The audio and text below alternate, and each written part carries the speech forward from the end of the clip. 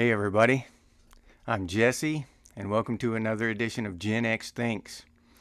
And today we're going to discuss Gen X's favorite apocalypse. This is Volume 3, Economic Collapse.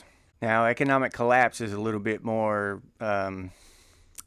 confusing than the other apocalypse. I actually knew a guy who was a self-made millionaire down here where I live, and I did work for him, and I got to know him pretty well. But then one day he just disappeared during the last recession because he took his family up north and moved into some kind of commune or something in Utah because he was afraid of an economic collapse, an economic apocalypse.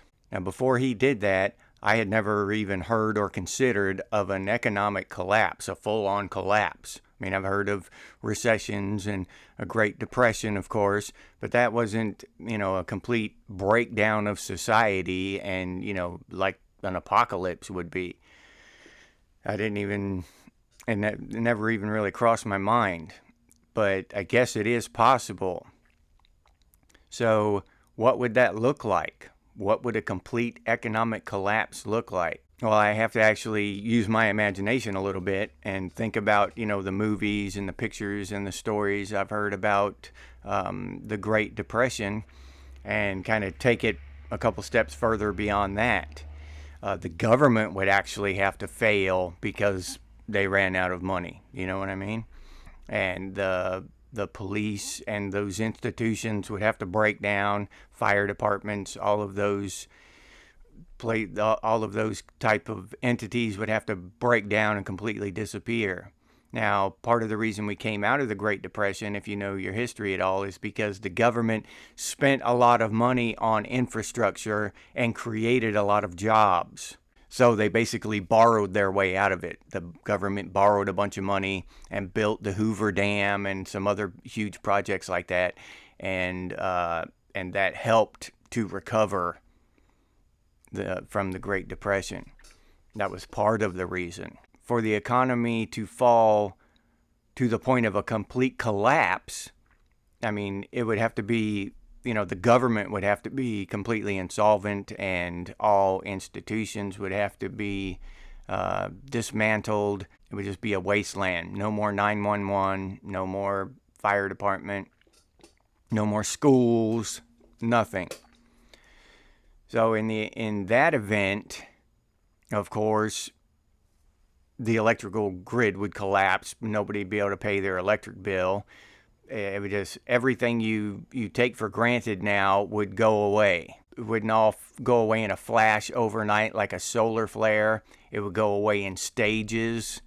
The poorest of us would lose the electricity and Wi-Fi and all that stuff, internet and phones and stuff first, and then it would gradually move up to where not even the most affluent of us could have those things because they would shut down. Because if you think about it, the vast majority of the money comes from the poor and the middle class. The few rich people, they don't pay enough in electric bills to prop up the entire industry. So the industry would collapse like that. So it would be a slower collapse than, say, a solar flare or an EMP or something like that. But it would be basically the same end effect. We'd just be in the dark because there wouldn't be any money to fund these things like we're used to. Everything we take for granted now would eventually go away. Food shortages would be probably the first thing we'd notice is food shortages. That would be a real problem. So again, there would most likely, if you know even a little bit about the Great Depression, which is what I know, I just know a little bit. During the Great Depression, there were great migrations inside of America, people looking for work. So they would migrate across the country and try to find jobs in other places because there were no jobs where they were. Something similar would happen in the event of a collapse. People would just see no hope where they are, so they would migrate. They would go somewhere else in hopes of finding a better future, a better present. in hopes of finding something. But in a full-on collapse, there would not be a recovery, not even like the long one, like the Great Depression.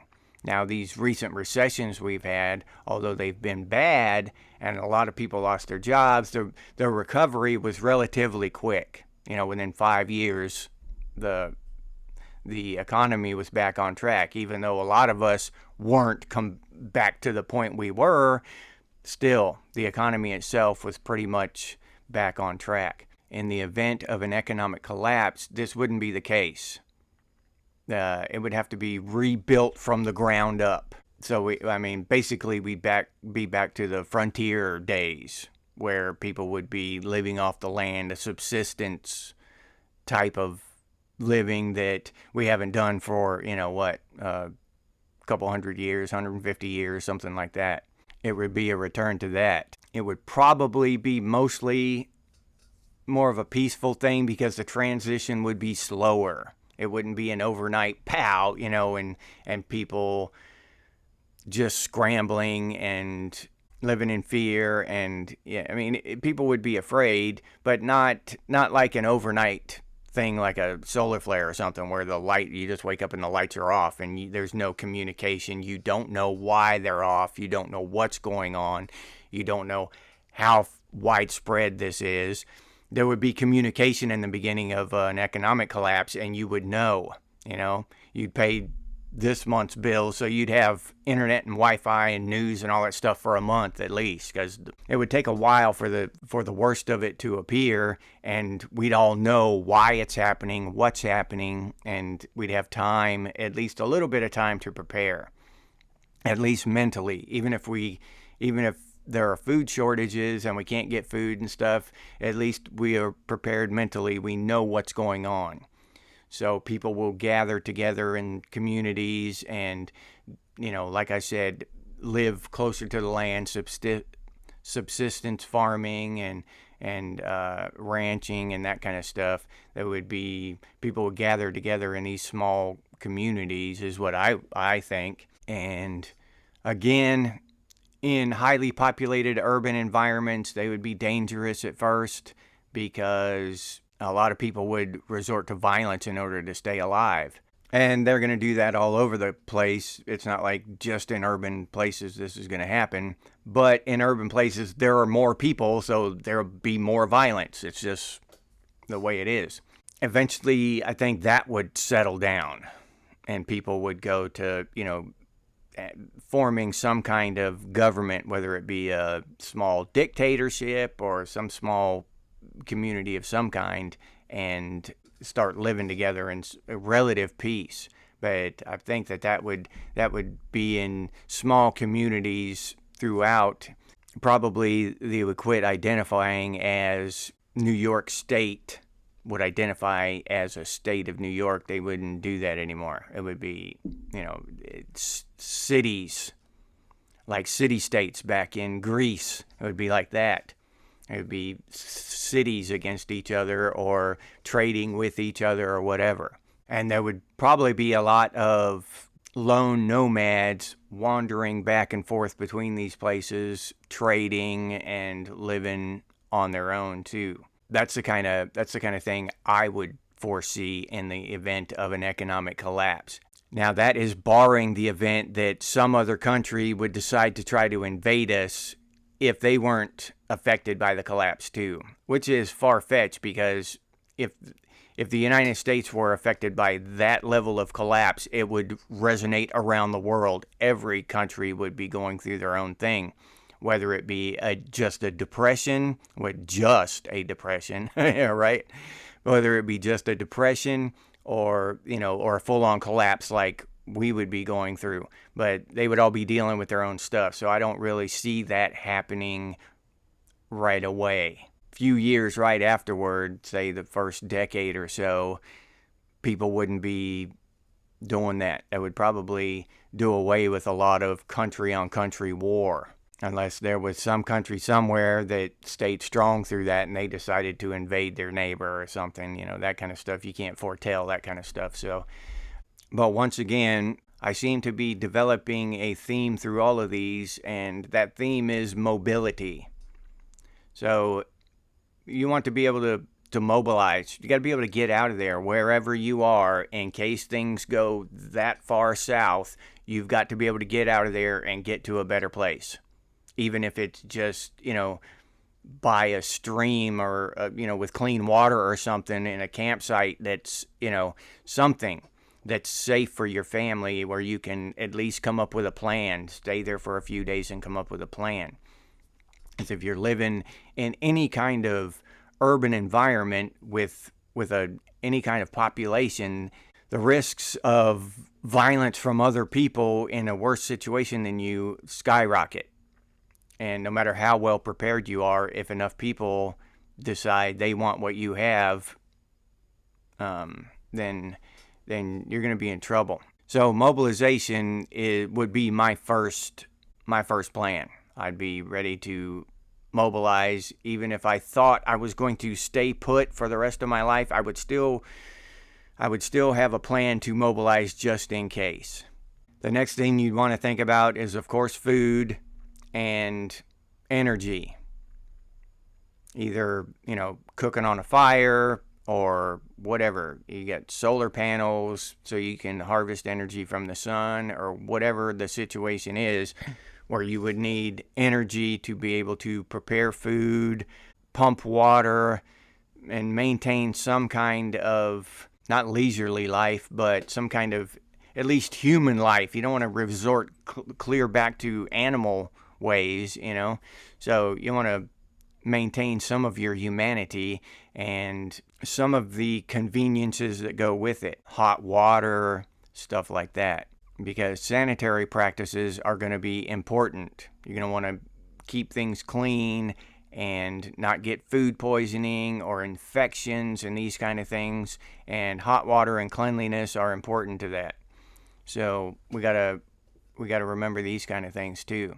Unlike a solar flare, all of our technology would still work, it just wouldn't have power. Wi-Fi wouldn't work anymore, internet would cease to function, but you could still have lights, hot water, you can still watch movies if you have any saved somewhere, that kind of thing. So you can still maintain a certain level of civilization inside your little community, however small that may be. Maybe it's one family or a dozen families together or 100 families together. You can maintain a certain level of civilization there if you're prepared. I never really thought of this too much as a threat before, but looking at the way things are going with our federal deficit climbing up near 40 trillion now, I think it is. And all it takes is for the rest of the world to decide that the Chinese yuan is a better bet than the US dollar, and then to switch over. And our dollar, the value of our dollar will fall through the floor. And that might be enough to do it. Now, it would create upheaval throughout the world. That change once the American economy collapsed. I don't know if the Chinese economy would be strong enough to prop up the rest of the world. But one of these days, it's just going to happen. If it keeps going, if nothing changes, the yuan is going to be worth more than the dollar. Then all these billionaires and trillionaires, they're going to see that they're losing money by holding on to the dollar and investing in the dollar. So they're going to put their money in the yuan. So that's all it's going to take is greed, and just greed, really. Greed is enough to cause an economic collapse. It's definitely enough to cause a Great Depression and several recessions in my lifetime. Just saying that a full-on economic collapse is possible, I don't think that's too far-fetched. And I'll leave you there for now. If you like this video, please like, subscribe, and comment down below. If you'd like to support the channel, you can do so by clicking on the Super Thanks button down below this video. Or you can go over to Buy Me a Cup of Coffee and buy me a cup of coffee. I appreciate that, and I'll put that link down in the description. We also have Gen X gear over at Redbubble, because we got some pretty cool stuff over there, t-shirts and mugs and stuff like that. If you're interested in anything like that, I'll put that link down in the description as well. If you don't want to or you cannot support the channel in any of those ways, you can always do so by sharing these videos on your social media. That helps out a lot, and I appreciate everyone who's done that. Thank you very much. And if you have any ideas for future episodes of Gen X Thinks, please put those down in the comments, or you can email us. The email address is over on the channel page. And as always, stay frosty, Gen X, and I'll see you on the next one.